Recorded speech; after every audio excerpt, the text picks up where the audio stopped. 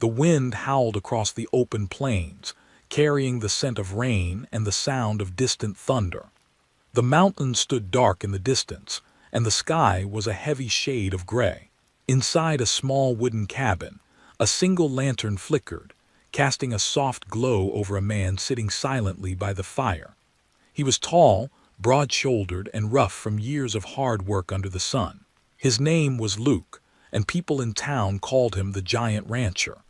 But behind those strong hands and quiet eyes was a man who had stopped believing that life had anything left to give him. He rarely went to town anymore. He didn't care for gossip or company.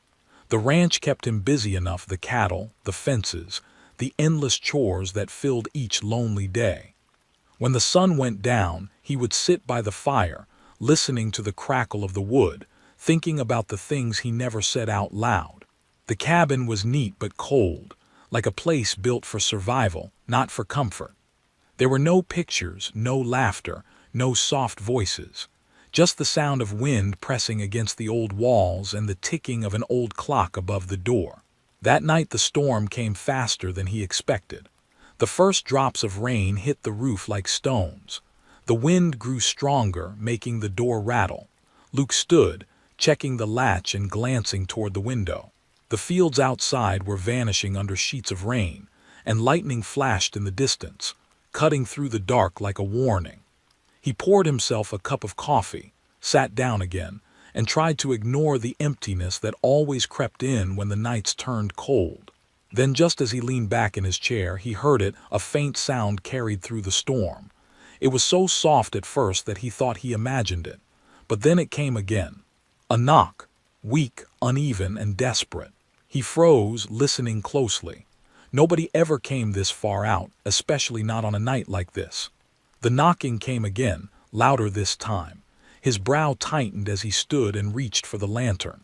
The storm roared outside, and when he opened the door, the wind rushed in, along with the sight that would change his life forever. The rain poured down in heavy sheets, turning the dirt path outside into thick mud. Luke held the lantern high, the golden light flickering against the storm. At first, he saw nothing but rain and shadows. Then out of the darkness, a small figure appeared. It was a little girl, drenched from head to toe, her hair plastered to her forehead. She couldn't have been more than 6 or 7. Her lips were trembling, and in her arms she clutched a small, worn-out doll that looked as soaked as she was.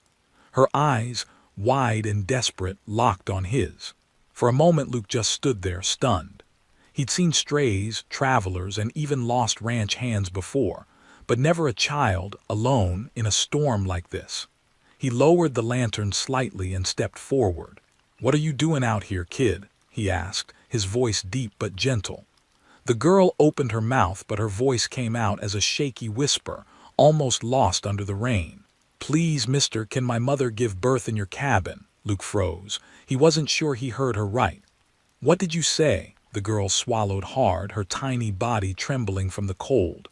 "My mama, she's real sick. She can't walk no more, the baby's common, please help her." Her voice broke halfway through the sentence. Luke's heart lurched. Without another word, he stepped off the porch, boots sinking into the mud. The rain was cold and relentless, soaking through his coat as he lifted the lantern higher to see. "Where is she?" he asked. The girl pointed toward the road, her hand shaking. "She's down there by the big tree. I couldn't carry her no more." He didn't hesitate. "Stay close," he said, and started forward. The girl ran beside him, clutching her doll tight. The wind howled around them, pushing hard, but Luke's strides were steady. He was a big man, built like the land itself, tough, grounded, unyielding. Still, what he found beneath the tree nearly stopped his heart. A woman lay there, half covered by a thin blanket, her face pale and drawn. She looked young, too young to be dying, but her breathing was shallow, and her hands pressed weakly against her swollen belly. The rain hit her face, and she didn't even flinch. Her lips were moving, but no sound came out. Luke knelt beside her, setting the lantern down in the mud. "Ma'am," he said, trying to sound calm, though his pulse was racing, "can you hear me?" Her eyes fluttered open for a brief second. "The baby, it's time," she whispered, her voice barely audible. He nodded, his jaw tightening. "All right, don't you worry now. We'll get you out of this rain." He slid his arms under her carefully. She was so light it startled him, more like lifting a bundle of twigs than a full-grown woman. The girl tried to help, her small hands gripping her mother's dress, but Luke shook his head. "I've got her, sweetheart. Stay close." They trudged back through the mud, the storm slapping at their faces. Each step felt endless, but finally, the warm light of the cabin came into view. Inside, Luke kicked the door shut with his boot and laid the woman gently on his bed near the fire. The girl hurried in behind him, dripping and gasping for breath. He threw more wood into the flames, the room filling with a soft, orange glow. The woman's face looked ghostly in the firelight. Luke grabbed a towel and wiped the rain from her skin, then pulled an old blanket over her. She winced, breathing sharply, and whispered something he couldn't make out. "It's all right," he said quietly. "You're safe now." The girl was kneeling beside her mother, holding her hand. "Mama, we're inside. You're gonna be okay. The nice man's helping us." Luke met the child's eyes and something in him shifted. There was no time for fear or doubt, only action. He fetched a pot of water, set it to boil over the fire, and rummaged through his cabinet for clean rags. He had no idea what he was doing, but he wasn't about to let them suffer alone. The woman groaned, her hand tightening on the blanket. "It's common. I can't stop it." Luke felt his chest tighten. He'd helped deliver calves before, but this was different. "All right," he said softly, forcing his hands to stay steady. "You just breathe, ma'am. I'll do what I can." Hours passed in a blur of storm sounds, whispered prayers, and the girl's quiet sobs. The cabin, once silent and lonely, now pulsed with life and fear and desperation. Every time the wind rattled the windows, the girl would flinch. Luke kept his focus on the mother, doing his best to comfort her. He wiped her forehead, whispered steady words, and when the pain grew too much, he let her squeeze his hand until his knuckles turned white. The little girl never left her mother's side. She kept whispering, "It's okay, Mama, I'm here. You're not alone." Each time she spoke, her voice cracked a little more, until finally she fell quiet, her eyes locked on Luke as if trusting him with everything she had left in the world. The storm outside roared louder, but inside something sacred was happening. Life and death stood side by side in that small room. The woman's breathing grew faster, sharper, then weaker. Luke's heart pounded as he did what little he could. He wasn't a doctor, just a rancher with rough hands and a good heart. But somehow, through the chaos and the pain, he heard it, the soft, sharp cry of a newborn baby. For a second, everything stopped. The rain, the thunder, even the fire seemed to quiet down as that single cry filled the cabin. The girl gasped, her small face lighting up through the tears. "Mama, it's the baby. You did it," she whispered. Luke lifted the tiny bundle into his arms, wrapping it in a blanket. The baby's cries were weak but real, a fragile sound of life in a world that had gone dark. He handed the baby to the girl carefully. "Keep him close," he said, his voice low. When he turned back to the mother, his chest ached. She was breathing but barely. Her eyes were half open, glassy, her lips forming silent words. He leaned closer and she managed a faint smile. "Thank you," she whispered. Luke wanted to tell her to rest, that she'd be fine, but the words stuck in his throat. The storm raged on outside, but inside the cabin there was only the sound of the fire crackling, and the faint, steady heartbeat of a new life just beginning. The fire had burned low, leaving only a few glowing embers when the crying stopped. The air inside the cabin was thick with the smell of smoke, rain, and something far more fragile, silence. Luke knelt beside the bed, his breath unsteady, his hands still trembling from the rush of what had just happened. The little girl sat near her mother, holding the baby wrapped in one of Luke's old shirts. Her small arms shook under the weight, not because the baby was heavy, but because she was trying so hard to be strong. Luke looked at the woman's face. Her breathing had gone shallow, her skin pale and still damp with sweat. He had seen life fade before out on the ranch in the animals he couldn't save, but this was different. There was something sacred and unbearable about it. He leaned closer, speaking softly. "Ma'am, you made it through. The baby's fine. You hear me." You did good." Her eyes fluttered open. For a moment she looked straight at him, and in that glance he saw gratitude and something like peace. "Promise me," she whispered, her voice barely audible. "Promise you'll take care of them." Luke's throat tightened. "Don't talk like that," he said quickly, shaking his head. "You just need rest. I'll ride for the doctor in the morning." But she didn't seem to hear him. Her gaze shifted toward her daughter and the newborn, a soft smile breaking through the exhaustion. "My babies," she murmured, the words catching in her breath. "Please." And then she went still. The only sound left was the wind pressing against the window. The girl didn't speak at first. She just sat there staring at her mother as if waiting for her to move. When nothing happened, she looked up at Luke, her eyes wide and glistening. "She's sleeping, right?" she asked in a small, uncertain voice. Luke couldn't answer. He stood there frozen, his heart pounding so hard he could barely hear himself think. The girl asked again, quieter this time. "She's just sleeping." He swallowed hard and knelt down in front of her. His voice was rough when he finally spoke. "No, sweetheart," he said softly, "she's gone." The little girl's lips trembled. She clutched the baby tighter against her chest, shaking her head. "No, she can't be. She said she'd stay with us." She said, her voice cracked, and she broke down, sobbing into the baby's blanket. Luke felt something deep inside him break too. He'd spent years keeping the world at arm's length, never letting anything close enough to hurt.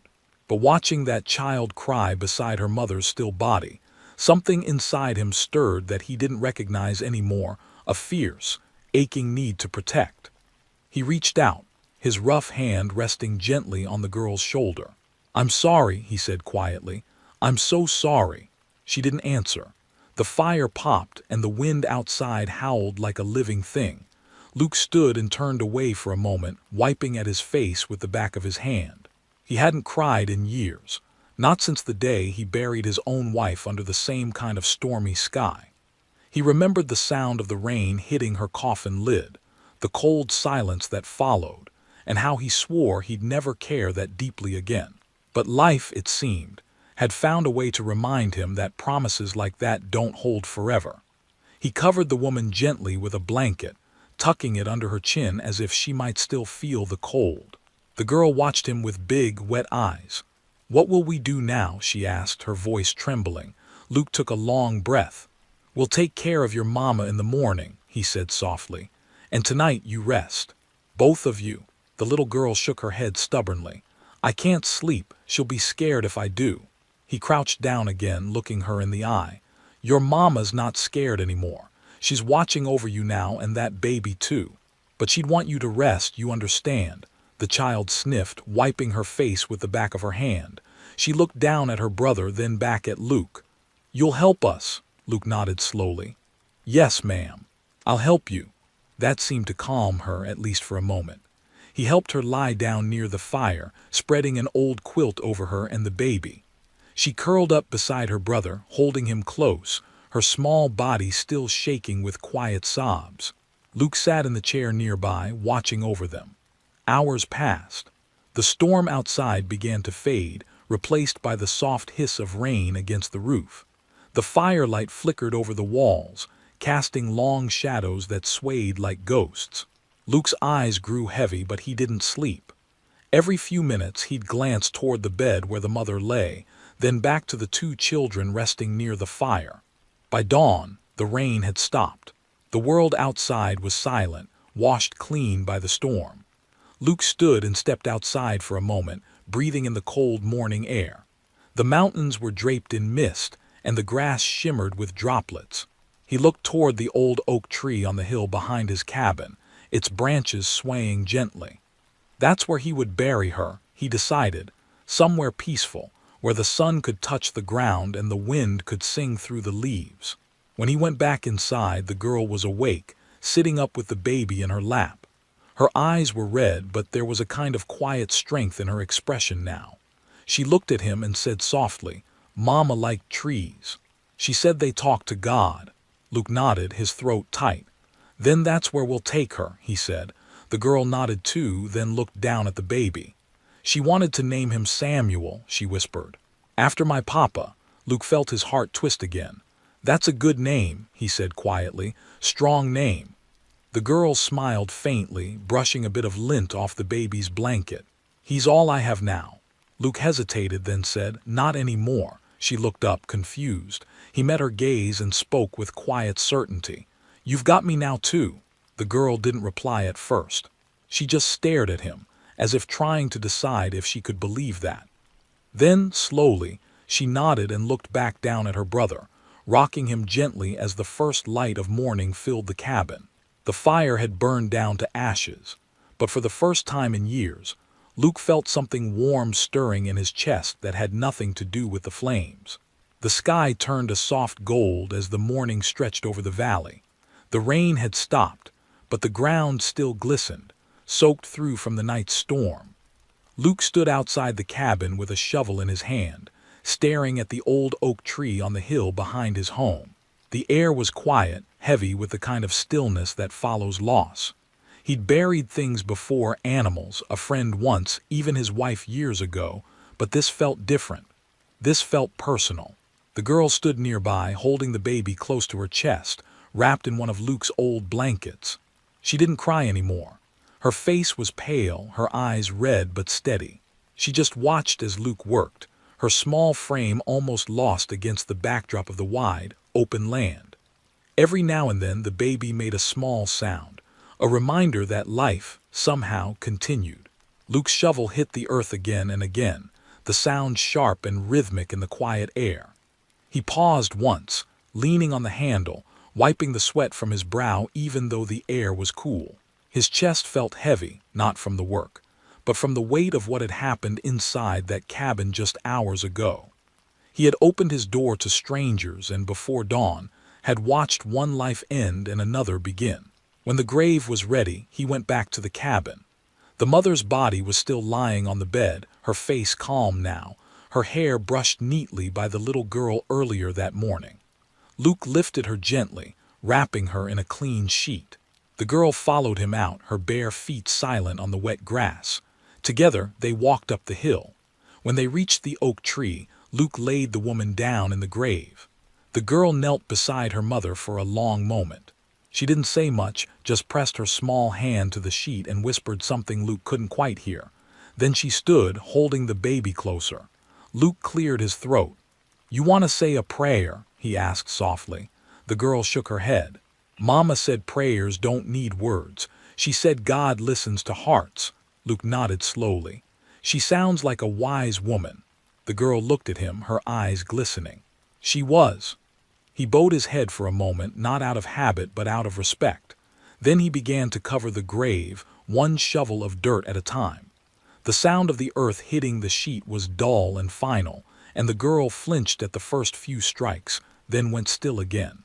By the time Luke was done, the sun had risen fully, casting a warm light over the oak tree and the fresh mound of soil beneath it. The girl set a small daisy on top of the grave, one she had plucked from the edge of the yard, and whispered, "I'll make you proud, Mama." Luke's hands tightened around the shovel. He looked down at her and then out across the fields, his throat too tight to speak. Something inside him, long buried under years of silence, started to stir again. Later that morning he fixed breakfast in the cabin, biscuits, eggs, and milk. The girl ate slowly, feeding small pieces of biscuit to her baby brother between bites. Luke watched her from across the table. She was quiet but composed, almost too calm for a child. Her hands were small but steady, her movements careful. "You got a name, sweetheart?" he asked gently. She nodded. "It's Clara." "That's a good name," Luke said. "Your mama said the baby's name is Samuel, right?" Clara nodded again. "Yeah, Mama said he was gonna be strong like Papa." Luke smiled faintly, though the ache in his chest hadn't eased. "He's got a strong start already. You both do." Clara looked up from her plate. "What about you, mister? What's your name?" "Luke," he said simply. She tilted her head. "You live out here all by yourself?" "I do," he replied, taking a sip of coffee. "Or I did." Clara frowned, not understanding. "Did?" Luke met her eyes and gave a small, sad smile. "Well, I guess I don't anymore." Something about that made her smile, the first real smile he'd seen from her since she'd arrived. It was small and fragile, but it was enough to fill the room with warmth. The rest of the day passed slowly. Luke repaired the fence out back while Clara rocked Samuel near the fire. Every now and then he'd glance at them through the window, the little girl humming softly, the baby sleeping soundly in her arms, and something about the sight made his chest ache in a way he hadn't felt in years. It wasn't pain exactly. It was something gentler, something he didn't have a name for yet. That evening, when the sun began to set, Luke lit the lantern and sat down in his chair by the fire. Clara sat across from him, still holding the baby. The crackle of the fire filled the silence between them until she spoke softly. "Mama used to tell stories at night. She said stories make people less lonely." Luke nodded slowly. She was right. "Will you tell one?" she asked, hopeful. He rubbed the back of his neck, caught off guard. "I don't know many stories," Clara smiled faintly. "Then tell something true." Luke thought for a moment, staring into the fire. "All right," he said. "Once, there was a man who thought the world was done with him. He built himself a cabin far away and decided he'd live alone. But one night, a storm brought something to his door he didn't expect. It reminded him that sometimes the world still has plans for you, even when you stop making your own." Clara listened quietly, her eyes soft. "That's not a story," she said finally. "That's you." Luke chuckled lowly, shaking his head. "Maybe so." The firelight danced across the walls, flickering softly. Outside, the air was still, and for the first time in years, Luke didn't feel the weight of silence pressing down on him. The cabin no longer felt empty. There was life again, the soft coo of the baby, the quiet hum of the girl, and the steady warmth of something new beginning to take root. When Clara finally drifted off to sleep, the baby in her arms, Luke looked at them for a long time. He pulled the blanket over her shoulders, making sure the baby was tucked in safely, then sat back down, watching the fire fade. He thought about the promise he made, to take care of them. And though he hadn't known it at the time, he realized now it wasn't just a promise for them. It was a promise for himself too. The days turned into weeks, and the winter air grew colder over the wide plains. Each morning began the same way, the soft cry of the baby, the smell of coffee, and the gentle crackle of the fire that never seemed to go out for long. Luke had always lived by routine, but now his days felt different. There was life inside the cabin again, and every sound carried meaning. The quiet wasn't empty anymore. It was full of soft footsteps, quiet laughter, and the sound of Clara humming to her baby brother as she rocked him by the fire. Luke didn't say much, but he found himself noticing things he never used to. The way Clara would braid her hair the same way her mother had. How she always checked on the baby before she ate, or how she thanked him for supper every night, even when it was just beans and bread. The girl had a sense of care beyond her years, and though she tried to be brave, he could still see the shadow of loss behind her eyes. He started teaching her the ways of the ranch. At first she watched him mend fences and feed the horses, standing on the porch with Samuel in her arms. Then one morning she asked shyly, "Can I help?" He looked at her, surprised, then nodded. "Sure, but you'll need boots first." She grinned, and for the first time it reached her eyes. A few days later he found an old pair in the shed, far too big, but she made them work. Every morning after that she'd follow him out, her small steps quick and determined. He taught her how to fill the water troughs, how to gather eggs, and even how to brush the horses. She'd ask questions about everything, her curiosity endless. "Why do you name the horses?" she asked one day, brushing down a chestnut mare. He smiled faintly. "Makes 'em feel like family. You take care of things better when you name 'em." She tilted her head thoughtfully. "Then maybe we should name the cows too." Luke chuckled, shaking his head. "We'd run out of names before spring." Those simple moments began to stitch something together between them.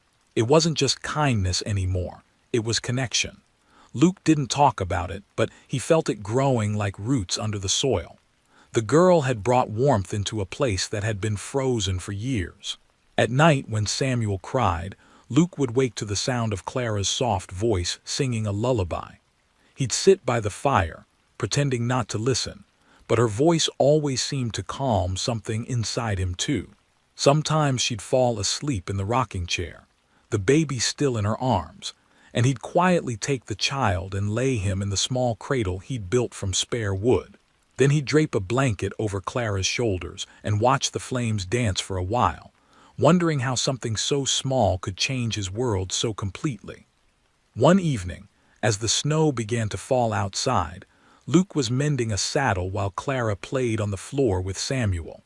The baby gurgled, kicking his tiny feet, and Clara laughed softly, her eyes shining in the firelight. "Luke," she said after a while, her tone quiet but serious, "why do you live out here all alone?" He looked up, surprised by the question. He took a long breath before answering. "I wasn't always alone. Used to have a family, my wife Anna. She passed away a long time ago." Clara's face softened. "Was she nice?" "The best," he said simply. She looked down, tracing her finger on the floorboards. "Did it hurt when she went away?" Luke's voice lowered. "Yeah, more than I knew a man could hurt. So I came out here, far from everyone. Thought if I stayed busy enough, I wouldn't have to feel it anymore." Clara was quiet for a long time, then said, "That's kind of like what I thought too. I thought if I didn't cry, maybe I wouldn't miss Mama so much."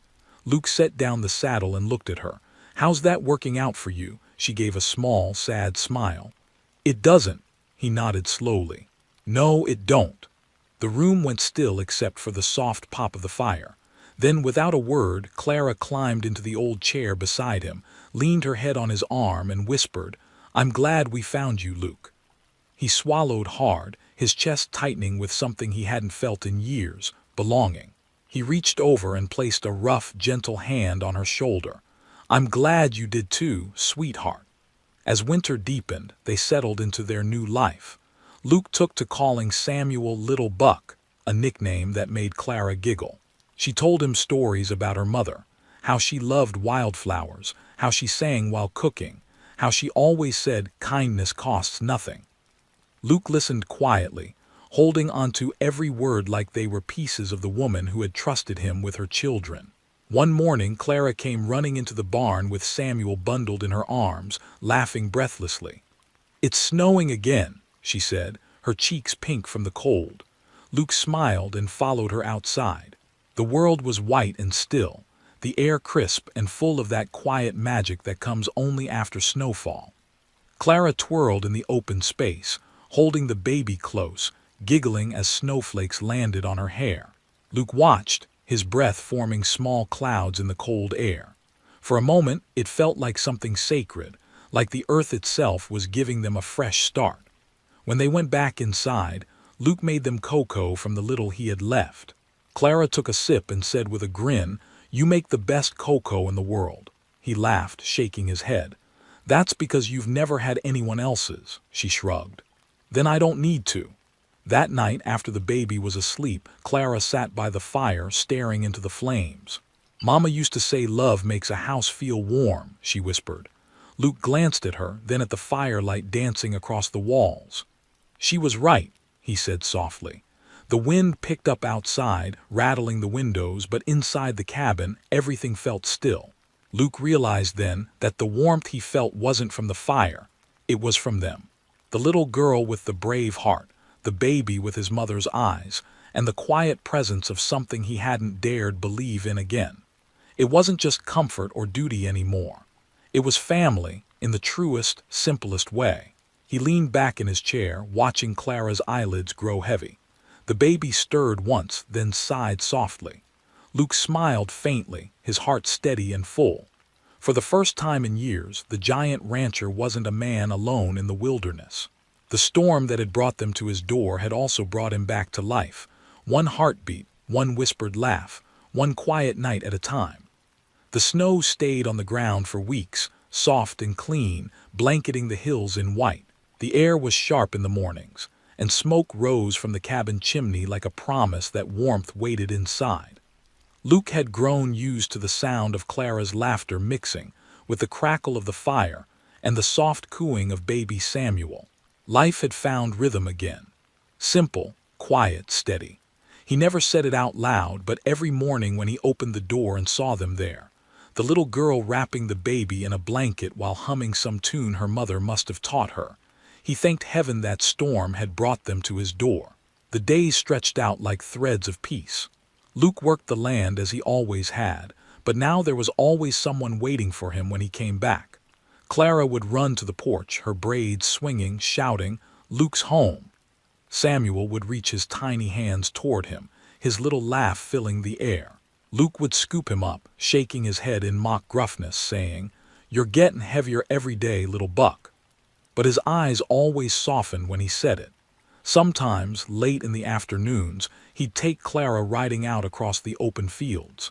The snow glittered under the sun, and she'd laugh as the horse trotted through it, her cheeks pink from the cold. She looked free then, like a child who had finally found safety. Luke would ride behind her, always keeping close, always watching. When they reached the ridge that overlooked the valley, they'd stop and just sit there quietly for a while. One afternoon, Clara turned in the saddle to look at him. "Do you think Mama can see us?" she asked, her voice gentle, hopeful. Luke didn't answer right away. He looked at the sky, at the soft white clouds drifting slowly above the mountains. "I think she can," he said finally. "And I think she's proud of you." Clara smiled, her eyes shining. "She used to say that the sky is where love goes when people can't hold it anymore. Maybe she sent some down for us." Luke's chest tightened and he nodded. "Maybe she did, sweetheart." That night after supper, he sat by the fire, carving a small piece of wood with his knife. Clara watched from the table, her chin resting on her hand. "What are you making?" she asked. He didn't look up. "You'll see." When he finished, he handed it to her, a small wooden figure of a woman holding a baby. The carving was rough but gentle, the shape unmistakable. Clara stared at it for a long moment, her eyes filling with tears. She held it to her chest and whispered, "Thank you, Luke." He cleared his throat, pretending to look away. "It's not much," he said quietly. "It's everything," she whispered back. The winter began to fade slowly, the snow melting into muddy puddles that shimmered under the early spring sun. The air grew softer, the days longer. Luke planted again, fixing up fences and preparing the land for the new season. Clara followed him wherever he went, Samuel strapped to her back in a blanket sling. She'd hand him tools, feed the chickens, and sometimes stop just to watch the sunrise over the ridge. One morning, while Luke was repairing the barn door, Clara came running toward him, laughing breathlessly. "Luke, Samuel's standing," she shouted. He turned, eyes wide. "What's that?" She grabbed his hand and pulled him toward the cabin. Inside, the baby was holding onto a chair, wobbly but grinning, his tiny fingers gripping the wood for balance. Clara knelt beside him, clapping softly. "See, he's doing it," Luke laughed, a deep, full sound that filled the room. "Well, I'll be. Look at you, little buck." He crouched down, resting a hand on Samuel's back to steady him. The baby looked up, smiling, and in that moment, something in Luke's heart cracked open even wider. He realized he had been waiting for this, not the moment itself, but the feeling of it. The feeling of family, of belonging, of life continuing right in front of him. That night after the baby fell asleep, Luke sat on the porch, staring up at the stars. Clara came out quietly, wrapping a blanket around her shoulders. "You always sit out here," she said softly. "Why?" He smiled faintly. "Because it's quiet, and because I like to think the people I've lost are listening." Clara sat beside him. "Then Mama's listening too," he nodded. "Yeah, I reckon she is." They sat in silence for a long time, the night calm around them. The wind moved gently through the grass, and the moonlight washed the land in silver. Clara leaned her head against his arm and said, "I think you were meant to find us, Luke." He looked down at her, his voice low and rough. "Maybe you found me, Clara." Her lips curved into a sleepy smile. "Mama said love always finds its way home." He didn't answer, but he didn't need to. The truth of it sat heavy and real in his chest. The next few weeks passed quietly. Samuel began to crawl, his laughter echoing through the cabin. Clara learned to bake bread, though the first few loaves came out hard enough to break a tooth, and Luke pretended to love every bite. They started to fill the house with little things that made it theirs. Clara's drawings pinned to the wall, Samuel's blanket always hanging near the fire, A wildflower Clara had pressed between the pages of an old Bible Luke hadn't opened in years. One morning, Luke woke early and stepped outside to find Clara already up, standing under the oak tree. She was humming softly, holding a small bunch of fresh flowers in her hand. He walked over quietly. "Visiting your mama?" he asked. She nodded. "I told her we're doing okay, that you take good care of us." Luke's voice was soft when he said, "I reckon she knows that already." Clara smiled faintly and tucked the flowers into the grass at the base of the tree. Then she turned to him, eyes bright. "I think she's happy now." He reached out and gently brushed a loose strand of hair from her face. "I think we all are." The sun was just starting to rise, spreading light over the valley. The air smelled like pine and wet earth. The cabin behind them stood quiet and steady, smoke curling from the chimney. Inside, Samuel's soft cry broke the morning stillness. Clara looked toward the sound, then back at Luke. "He's awake," she said. Luke smiled, a slow, deep smile that reached his eyes. "Go on, little mama. He's calling for you." As she ran back toward the cabin, the light grew brighter, touching the oak leaves, the hills, and the roof of the home that had once belonged to a lonely rancher. Luke stood there for a while, listening to the sound of laughter spilling through the door, and the wind moving through the trees like a whisper of thanks from a woman he never really knew, but who had somehow given him everything he'd lost and more.